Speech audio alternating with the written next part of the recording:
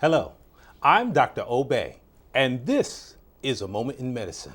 Our focus is health, education, and wellness. Our goal is for each and every one of us to have that opportunity to grow old. To grow old in good health. Welcome to our show. Well, we have an excellent show for you today, and we're going to talk about influenza or the flu. But before we get to the main topic, I'd just like to remind you, sharing and caring. Remember, you gotta sit back and listen to your doctor. You gotta obey your doctor. Have you obeyed your doctor lately? When he gave you that medicine for your stomach upset, did you take it on a regular basis, or did you say, "Oh, I'm not taking that pill in the afternoon. I took it this morning"? Well, that upset stomach just may not get better. You should obey your doctor and take your medicine as he prescribes it. That's important. Important for you to get well. Well, it's also, I'm enjoying the emails that you guys are sending me. Hey, listen, keep them coming. I love what you're saying. It enables me to understand what's going on out there, what's wrong with you, so that I can continue on this show to have the most important topics that pertain to you and your medical health. Email me. You know what you can do? Go on obeyyourdoctor.com. Email me. Let me know what's going on. All right. I want to do just a quick, short Let's Talk segment. And what I want to talk about today is ADHD. Now I'm going to have to read this one. This is Attention Deficit Hyperactive Disorder. It's called ADHD. And a lot of our children may be suffering from this. Some of the things that these children may be feeling or maybe going under, because it's a neurobehavioral disorder of our children. And some children do have this problem. Some of the things we can look for in the children that may be experiencing this problem is that they don't listen very well to what's said. They don't pay attention as well as they should. They may be daydreaming at times when they shouldn't be daydreaming. They may forget things. You may tell them things and they forget, and you tell them again and they forget. These are the kids that may be the one that's squirming in his seat all the time and won't sit still. They may be like to talk, and they talk too much. And maybe because they're a little hyperactive, and they don't understand quiet play. You may say they play quietly, and they don't know how to play quietly. They may act or speak out of turn. And these are some of the things that we may look for as far as ADHD. You should consult your child's physician if you think that may be a possibility that your child may have ADHD. Well, let's talk about our main topic tonight, and that is influenza. And it's a topic that we all know about. Well, we think we know about it. But we're going to get detailed tonight and let you know exactly what's going on. And I have the perfect person to talk about this particular topic. His name is Dr. Kendall Sprott, and he is the president and CEO of Matheny Medical Education Center. Dr. Sprott, welcome to our show. Thank you, Omar. All righty. I'm glad to have you back. Dr. Sprott was on the show once before, and he was so good. And I got so many emails about it, I had to have him back, and we're going to do this topic tonight, influenza. All righty. Let's start talking. My first question is, what is influenza? Well, influenza is a viral infection, and it involves both the upper and the lower respiratory tract. And when we talk about the upper respiratory tract, we're talking about the nose and the throat. We're talking about the lower respiratory tract, we're talking about the lower airway and our lungs. Right. Every time I hear influenza, I hear somebody in the back of my head or something in the back of my head saying contagious. What does contagious mean? Well, contagious usually applies to infections that can spread from one person to another person. Right. And how contagious something is can vary related to the type of infection that you might have. Right. Now, how is influenza relating to contagious or spreading? How is it spread? Is it from secretions, or is it from just in the air, or how do you spread this particular disease? Well, when I started out by saying that influenza is a viral infection, one of the characteristics of a virus is that in order for it to reproduce, it can't reproduce on its own outside of a living cell. So what it does is it has to get inside of a living cell, and depending upon what the virus is, certain types of virus like certain types of cells. Right. So you've heard of the virus hepatitis. That's the liver. Right. That virus likes the liver. And so it gets inside of that cell and it reproduces and it causes damage to that cell. Influenza likes cells that line the respiratory tract. It gets inside of those cells, it starts to reproduce, and as it reproduces, it damages and very often kills the cell that it's reproduced in. And that's how it starts to spread and divide. And since it likes the respiratory tract, if you have symptoms like cough or sneezing, when you cough and you sneeze, that virus that's in the cells that line that gets spread. And so they can be airborne, or they can land. Or if you wipe your nose, it can get on your hand. If it's on your hand, you touch someone else, you shake their hand, it can spread that way. So influenza is a virus that can spread through the air, and when these are very, very tiny particles, you can breathe them in. If you breathe normally, you breathe through your nose, okay? And you have little hair filters that kind of trap it and stick. And that's very often where the infection first starts, in your nose. So very often what you'll see is someone will have cold symptoms, upper respiratory tract symptoms like runny nose and cough. And those are the symptoms that you have before it gets lower down in your lungs, and that's when you start to have chest pain, rapid breathing, and maybe coughing up sputum or secretions that become thick as the infection is developing, and your body tends to try and fight it. Right, right. Now, I know when I catch a cold, it seems to start in my nose, and I get a stuffy nose, and my eyes started feeling tight and fluffy, and maybe my sinuses start to hurt. Cold virus, is it similar? Is it the same thing as the flu, or it's just not as bad? What's the difference from a common cold and the flu? And are they both viruses? Yes. So when we talk about viral infection or an infection by a virus, as I said, certain viruses like certain kinds of tissue. Right. Now, the most common virus associated with colds is a virus called the rhinovirus. Okay? And the rhinovirus. Where do you get these names from? Well, very often, the name of the virus is associated with where it's causing a problem. So rhino means the nose. And so if you talk about someone having rhinitis, and any word that has itis at the end usually means that there's inflammation. And swelling. Well, swelling is a part of inflammation. There are a number of things. So in addition to swelling, there's pain or soreness. Okay, there might be redness. Now, you might not be able to see in your nose, but when your nose is inflamed, not only is there swelling, and that swelling causes the air passages to get smaller. And so it might be difficult to breathe through your nose. So you know when your nose is stopped up. It might be stopped up on one side, or it might be stopped up on both sides. That's because there's swelling with that air passage, and you can't breathe through that. And very often, you then start to breathe through your mouth. So you'll see people that have a lot of nasal congestion. That usually means swelling. They mouth breathe. Their mouth is open.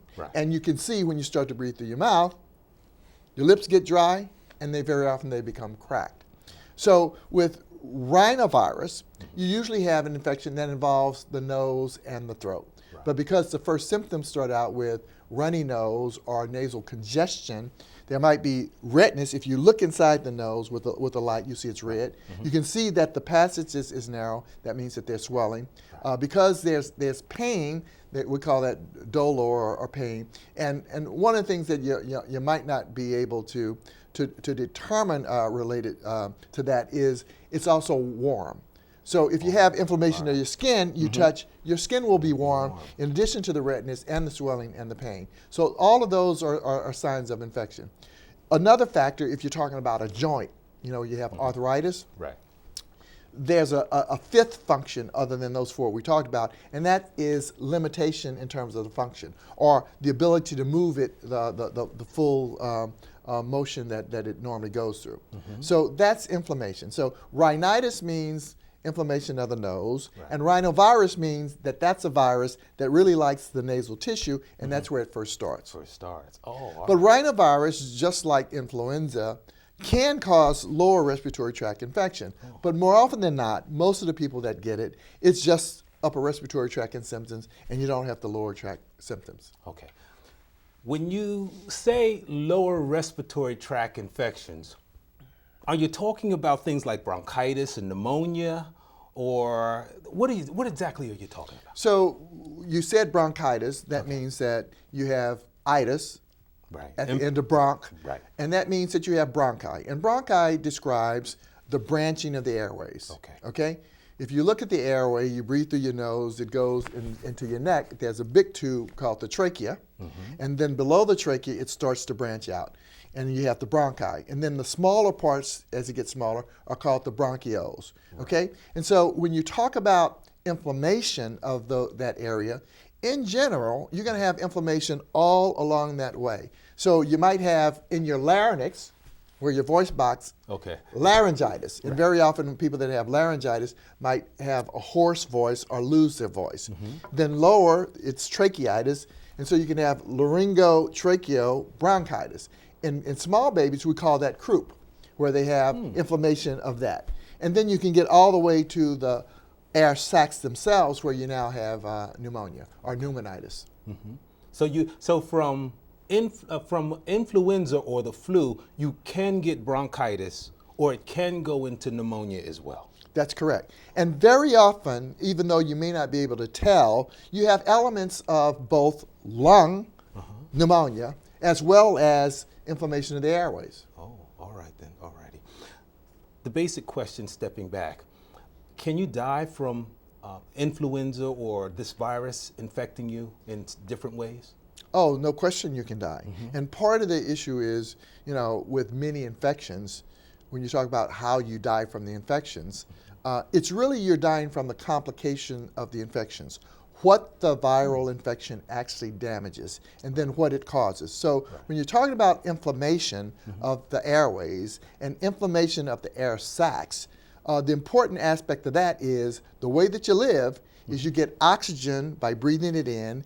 It then needs to get absorbed into your bloodstream via the lung. Right. So if you damage enough of those air sacs, or you damage enough of the airways where you can't get the oxygen to the air sacs into the bloodstream, then you can die. Oh goodness. So you actually, because you can't get enough oxygen into your blood or your body can't function, and you actually die for that reason. Yeah, there are two things that every cell in your body need.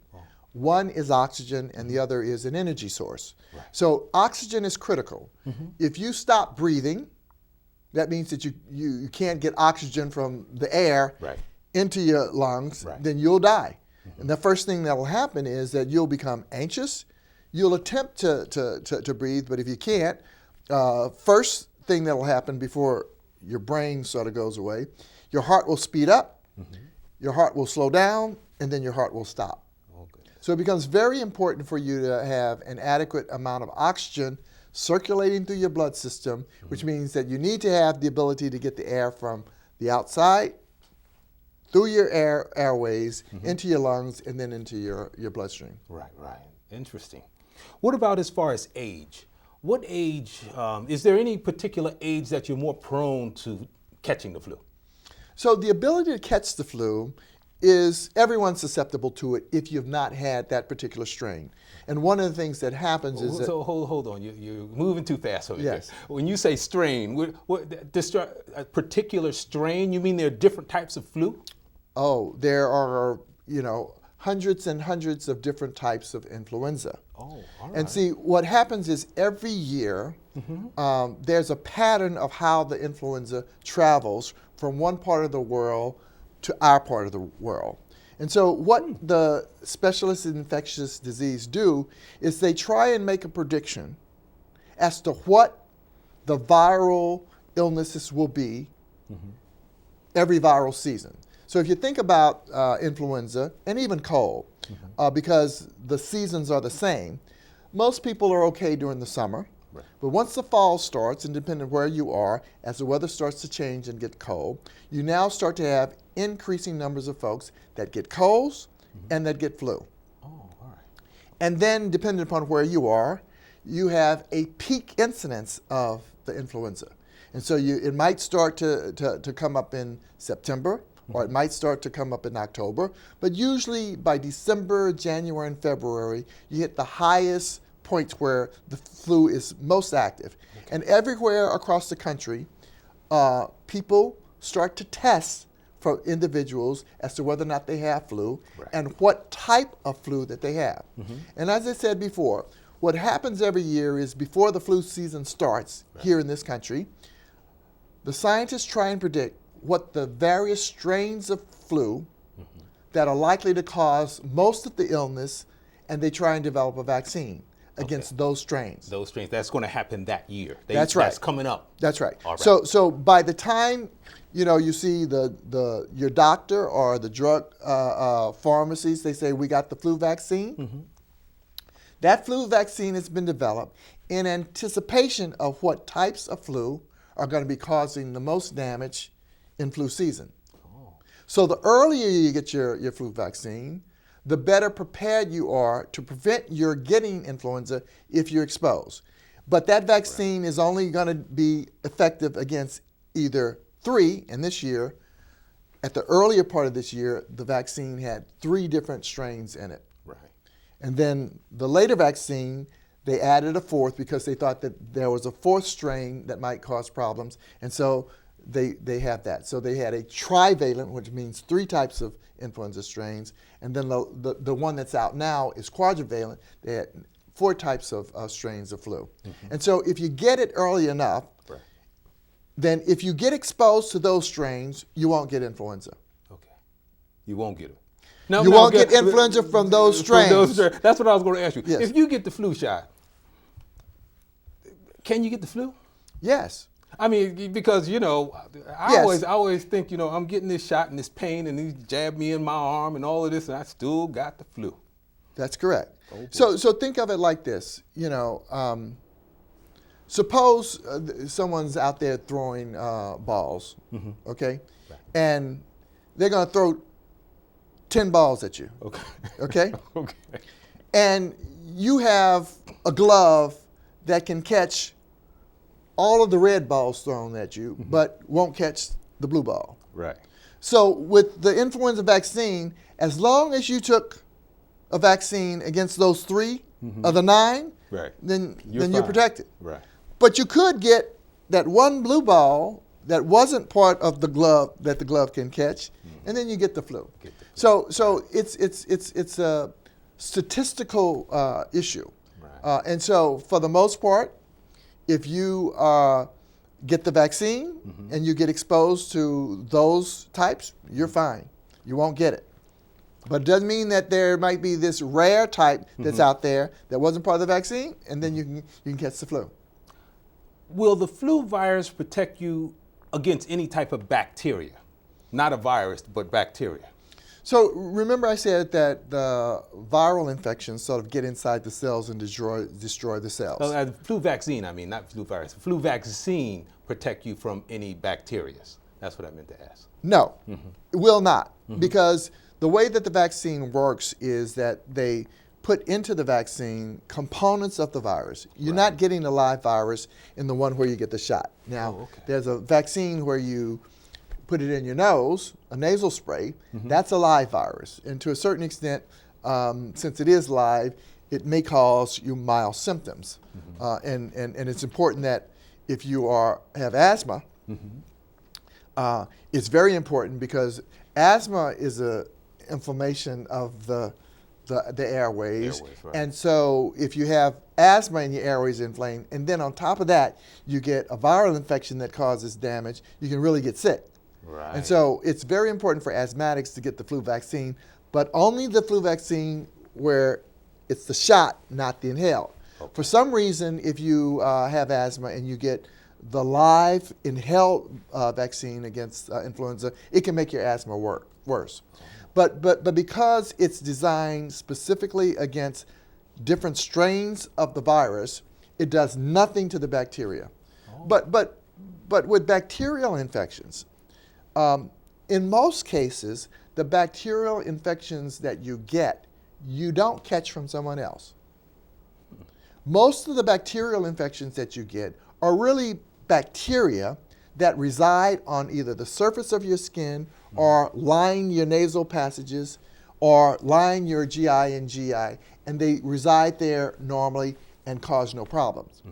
Now, many of the bacterial infections might occur as a complication of a viral infection. So for example, we talked about rhinitis that causes inflammation and swelling of your nasal passage and of your throat. Right. Well, it can block, with that swelling, a tube that goes from your ear to your throat. And with blockage of that tube, you can get fluid behind your eardrum, and the bacteria that have been there and normally don't do anything because they can't live in the air. But once fluid accumulates because of a complication of the viral infection, bacteria will grow in that fluid and cause an ear infection. Oh. The same thing can happen with your sinuses. You have these air-filled sacs sort of around your nose. Right. Well, if that nose gets inflamed and those openings of those air passages get clogged, mucus will accumulate where there was air, and the germs that are in your nose and throat, the bacteria that weren't doing anything, will grow in that fluid and cause a sinus infection. And you call that sinusitis. So, or you have bacteria on your skin. They're there, no problem. You cut or you put a break in the skin, those bacteria that are on your skin will cause an infection. So with bacterial pneumonia, okay, and so we talked about influenza as causing pneumonitis. You can actually have a bacterial pneumonia complicating that viral infection. And germs that are in your nose and throat that normally don't ever get to your lungs, because of the viral infection, you destroyed those cells. And some of the cells that line your airways have a normal function of moving a thin layer of mucus up, catch particles, and bring it to your throat and gone. If you destroy those cells that are sweeping the mucus up, then bacteria that are in your nose and throat can get in your lungs and cause pneumonia. Smokers, for example, if they smoke, they damage those cells. They damage those sweepers that sweep the mucus up. And one of the things that you can hear from smokers is when they cough or when they laugh, you can hear mucus rattling. That's because the cells, those sweepers, are gone, and there's no way to move the mucus up other than their coughing. And so smokers are more prone to have problems like complications with influenza. Small babies, because their airways are small, have difficulty and may have an increased incidence of dying if they get influenza. And older people who may have immune systems that aren't as good as they were earlier, or may not have the strength to cough and remove some of the fluid, are at increased risk of dying if they get it. But the ability to catch pneumonia is really related to whether or not you are immune to what's there. You mean you have protection against? If you've gotten the vaccine and you have protection, and so you can't get it, you have less risk of acquiring it. But if you haven't had any protection, either because you've had the vaccine or you've had that particular strain before. So if you get influenza of a particular strain, your body will develop protection against it, and you won't get it a second time from that strain. So the ability to get influenza is related to whether or not you have protection against a particular strain that you're exposed to. If you have protection, either because you've had it before or you've gotten a vaccine, you won't get it. But if you've not had protection, everyone has kind of the same risk of acquiring it, but again, related to how much of the virus you're exposed to. If you get exposed to one little tiny piece, you might not get it. But the more of the virus that you're exposed to. So for example, if you're in a house living with someone that has influenza and they're coughing, your likelihood of getting it is very great. If you're only exposed to someone by passing, your ability to get it is less. Let me ask a question, because you're talking about catching it now. what's the best way? I know a lot of people are coughing, and what's the best way to protect someone else from catching your germs when you cough? Well, one of the ways is to wear a mask if you know that you have it. Yeah. But the more important thing is you don't want to be out in the public, especially are going to a job, or if you have a child that goes to the school. You don't want someone who you know has an infection exposing other people to it. And if you have to, then one of the things you can do is to limit the exposure, either by wearing a mask or when you're coughing, cover your nose and mouth so that those germs don't get into the air. Alrighty. When you do catch the flu, how long does it usually last? How long should it last? So most viral infections, including the flu, they may last a week to 2 weeks, 10 days. Right. Understand, though, that some of the symptoms may last much longer. So remember that if you destroy cells that line your airway, okay, even though the virus is completely gone, it's going to take some time for those cells that were destroyed to come back. Right. And so even though you might be, your nose is clear and your throat is clear, you may continue to cough maybe for another 3 weeks after the virus is gone until those cells have repaired themselves and they now are able to clear the mucus that is being made. Oh, goodness. All right. So that mucus has to clear, that the swelling has to go down, and the cells have to kind of get their normal function back before it's completely gone. That's right. So, but once you've sort of cleared the virus, you're no longer infectious, although you may Meaning that you won't give it to somebody That's right. You're no longer contagious, Right. and you may have symptoms of a cough, but that cough isn't contagious because the virus isn't in what you're coughing up. All righty. Well, listen, we've run out of time. This has been an excellent information. I mean, you've been wonderful as far as the information about influenza, and I'm so glad that you could come to the show. Thank you very much. All righty. So, in closing, let's talk. Knowledge is key, but remember, action is power. So act on it. Go to your doctor. Take care of yourself. That's what we want. We want you to take care of yourself. In closing now, remember, sharing and caring. Go to obeyyourdoctor.com. Email me. I'm looking forward to those emails. Never institute any change in your medical therapy until you consult your doctor. I trust each and every one of you continue good health. I'm Dr. Obey, and this is A Moment in Medicine. Until next time, peace to you all. All right. Okay.